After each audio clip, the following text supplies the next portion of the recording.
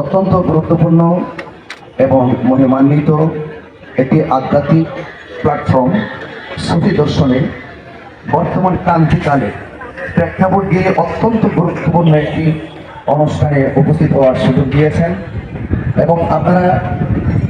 উলামায়ে কেরামের মুখনিসৃত পীর মাশায়েখদের আজকে হাজার হাজার পীর মাশায়েখ এই প্ল্যাটফর্মে সুফি দর্শনের যে প্ল্যাটফর্ম, এটাই যে একমাত্র মুক্তির পথ, এটাই যে একমাত্র আমাদের সঠিক দর্শন, এটাই যে আমাদের আধ্যাত্মিক একটি শক্তির চর্চার কেন্দ্রবিন্দু, সেই প্ল্যাটফর্মে উপস্থিত হয়েছি। আমরা